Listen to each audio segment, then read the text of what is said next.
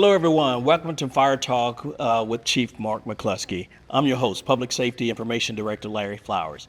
We will be discussing the calls for service for the month of July, as well as training opportunities and community engagement. Chief, let's first off begin with the number of calls for service for the month of July.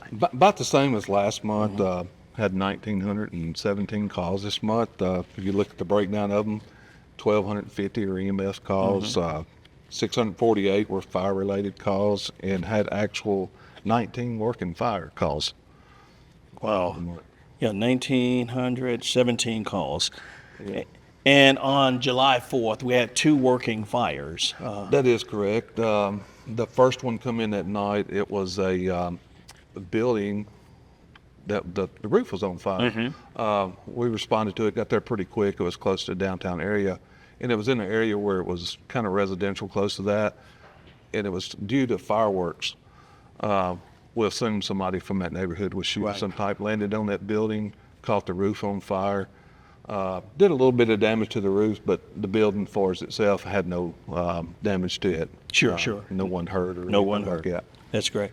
And also on July 4th, the exterior of a home caught fire. That is correct. We had someone that had discarded their fireworks into a trash can that was up next to the house. And of course, the trash can caught on fire, went up to the eave of the house, and did some damage to the outside of the house. Same there, we got there quickly before the fire spread too much through the house and extinguished it.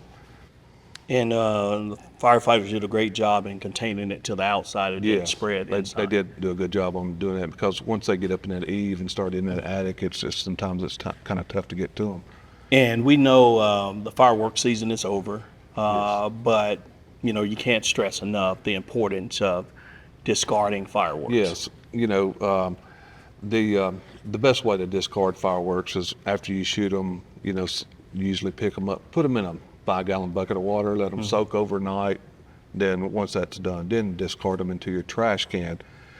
In the other case, what happened? It was just someone shooting fireworks maybe too close to buildings. One went up and come down on top of that building.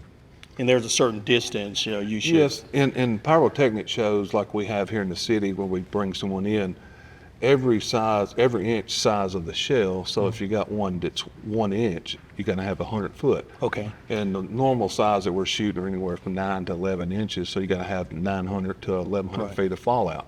From where it's been shot from. And fallout meaning landing in a place that's not on a building keeping or how. People back from it and all that. Yeah. On July 10th, MFRD responded to a motor vehicle crash on Rucker and Franklin Road. 3-vehicle accident? It was a 3-vehicle accident. The crews pulled up on the scene. It looked like a serious accident, which it was, but luckily no major injuries to the patients in the car, but had to do extrication on 2 patients. First patient, we got the driver out of that vehicle, then next the passenger. Had several vehicles on the scene. When you have 2 patients involved in needing to be extricated, the rescue that's on the scene will go ahead and call another one, because you don't know how long it's going to take, and you need to be getting them both out, as quick as possible. Exactly. So. And MFRD's medical director, Dr. Crook, was also on the scene. Yes, Dr. Crook, he's our medical director for Murfreesboro Fire.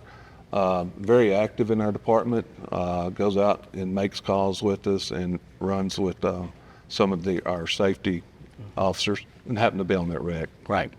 And then on July 20th, another crash where a vehicle ended up nose first up a utility pole. A utility pole, and it's you don't see those very often. I've seen them 3 or 4 times in my career, but a car hits the pole, instead of the pole falling, it just goes up it, and it's pretty unique to see. You don't see it that often. Right. And of course, we were called to the scene, arrived on the scene, and of course, safety for the patient and ourselves is number 1 priority. Right. So we had to stabilize this car to keep it from falling off the pole. So our rescue trucks did that. Also, we had down power lines too, which that's another safety factor. The patient was not injured bad at all. So we took our time in getting it stabilized and getting the power off to make sure that we got her out of the vehicle safely. And that patient literally was suspended in the air Oh yeah, until she had everything an was safe. elevated view, about like ready to take off from a spaceship or something. Right. Yeah, we're just so happy that she wasn't injured and that she's doing okay. Last month, we talked about the most viewed post on the Facebook page, and of course, this one was the most viewed. 223,784 views. A lot of views. A lot of views. You look at when you first see the pictures, like it gets your attention. It's just not a everyday sight that you see. Right, exactly.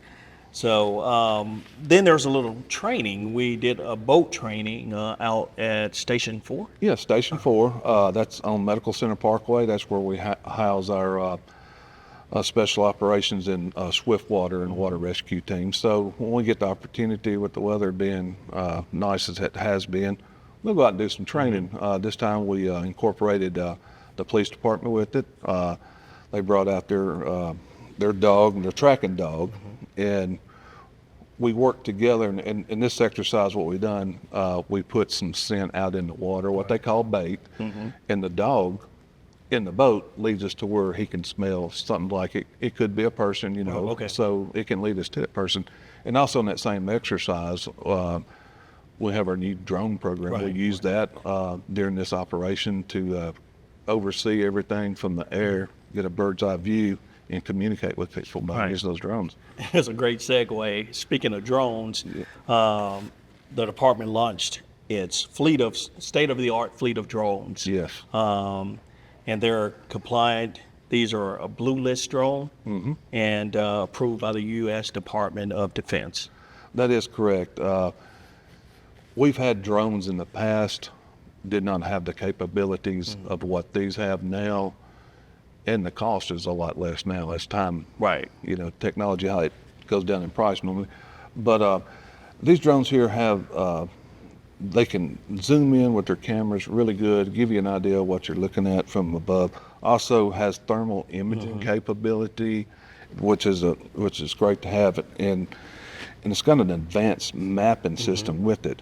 Now the thermal imaging, if you have someone lost in the woods or wherever it may be, thermal imaging can find them, and this mapping system that goes with it, the drone operator can send that image out and work using with connection with their cell phones and be able just to walk right to where the person's at. Wow. So it's got a lot of technology built in. It's a good life safety feature, and we hadn't had them too long. We're still training on them, but we have used them several times already. Right. I know you assist MPD rather. Yes, we have. On a lot of their cases. Yes, we do. Yeah. Yeah, and earlier this year I got to go to a training where several of your firefighters, were training and got certified. So they're ready to go. Yeah, they did. And I'll say too, on this training, it's not like a drone you go buy at the electronics store and carry home and fly with they got to be licensed. Right, exactly. And so they all get certified and licensed to do this, and we're up to, I think it's 23 drone operators now. So. Right, and that can cover all shifts, all shifts, stations. We keep them, of course, all the drone operators, we have them on rescue trucks and a safety truck, and whoever's on the scene, there's usually a pilot there, but the ones on those trucks are also pilots too. Okay, so that's great. And there's a new fitness nutrition program also that started at MFRD. This is a fitness grant we received from the federal government, and we're like the second in the nation to receive this. Denver, Colorado is the first one that's got it. We've had to communicate back and forth with Denver, how to work it out. What it provides is a set of weights that are all the same in all of our stations. We've got 11 stations. So if you're on a program, you can, if you move from one station to the other, you still have the same exact weight equipment and stay on that program. Also in this program too, it come with a nutritionist coach. She has come into our stations, teaches us how to eat, how to cook, what's healthy for us, and how to stay healthy. Right. And along with this also, we have a physical therapist that we can see here in town that's covered under this grant. And what's good about that is we can go to this physical therapist, say if you have a strained back, he say, oh, you strained a muscle, I can work that out for you, we can do this. Or if it's something serious, he can say, hey, we need to carry you further. And that's a win-win for us and the city because it gets us back to work quicker, and it does save money too. Instead of going somewhere you don't need to go to start with, you know, you can find out through this program that we have before you ever have to go to the doctor. And there are fitness trainers, peer support counselors. Yes, we've sent people that are fitness trainers that can train everybody and get them on the program. We got our peer team sport. You know, we got a group of them that's been trained. I mean, it's a big operation. It goes together, and the good thing about this, the thing behind it is we want to keep our firefighters healthy. We want to give them a good quality life, not only while they're here and remain healthy, but after they retire, they have these habits and stay healthy and have a happy retirement. Yeah, for sure. And now to community engagement. I understand Ladder 1, the A shift, went to the Autism Education and Therapy Center. Yes. Brought smiles to the faces of those little kids. Of course, we do a lot of PR, go out and see kids, but when you have a special group like this, it makes it special for us. These kids, you know, they're so great. And we give them the grand tour. You know, we let them see the fire truck, show them the lights, and let them hear sirens sometimes, and let them try on our turnout gear. You know, really make them feel like they're part of the fire department, and they just love it. Love us coming. It just does your heart good to go to these places. And then Engine 5 B shift visited Blackman High School and taught. This is just a way that, you know, PR giving back to the community. They went over to the volleyball team. And just give them a basic first aid class. You know, it's good for them, you know, if something happens while they're playing, you know. So just good community work. Sure. And then shout out to one of our captain, Adam. You got to help me with the last name. Petrie. Yeah. And he's with B Shift on Ladder 11. They stepped up to help Blackman High School, or JROTC, with raising their flag. Raising flags. Yeah. They had some issues with the flag, and we went over and helped them and got that squared away for the season started. So they put the ladder truck up and helped? Yeah. Okay. Yeah. Needed some help, and they come over, and the ROTC was taking care of it. Okay. And so that's how, in which we've done that in the past, help people's got the great big flag. Right, exactly. And then crews also rescued some baby ducklings. That's seems like it happens quite a bit. Some kind of rescue, you know. People see them, they're worried. You know, here's a little ducks, their mamas is gone. So who they call the fire department. Right. And we do what we can do. Right. Find them. I think last month we got a baby deer out. So you know, we're always helping the community with animals. And Northeast Murfreesboro Living Magazine, a new magazine in town, and guess who's on the cover? Yeah, it's I'm not sure how many months the magazine's been around now, but this month's featuring Station 6 crew on the cover. Oh, wow. Real nice picture. Yeah, you get a chance, be sure to get a copy of that and see what our firefighters at Station 6 are doing. And want to remind everybody that they can tune in each first Monday of the month. First Monday of the month. On WGNS Radio. Chief is there. He's talking about all things MFRD. So, and then sometimes he has guests on there as well from MFRD. That is correct.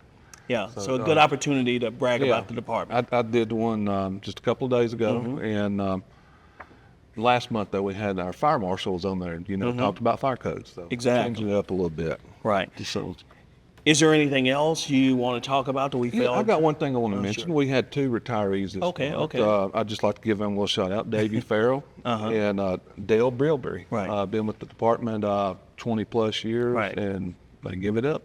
Oh man, both enjoying their retirement. When can we do it?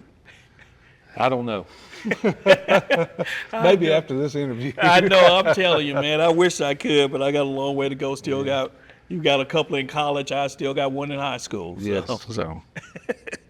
All right, and there was also, we had talked about a couple of incidents on the 4th of July, but there was a great opportunity for the community to come out to Station 4. Each year, I myself had always wanted to do this, and once I got in position to do it, it's our third year that we've done it. We have a family day for the fire department. We hold it right there at Station 4. Had several kids and families come out this year of the family of the fire departments. We have a jumpy house, cornhole, we cook out, then bring our lounge chairs, and it's a perfect spot to watch the fireworks show. So it was another great turnout this year, and we had a great time. Exactly. We appreciate you, Chief. Thank you for tuning in as well to Fire Talk with Chief Mark McCluskey. You can catch us next time for more engaging conversation right here on City TV. You can also watch Fire Talk on the City of Murfreesboro YouTube page, as well as the city and the fire department's social media platforms. I'm Larry Flowers, again on behalf of Chief Mark McCluskey. Thank you for joining us, and we'll see you next time on Fire Talk.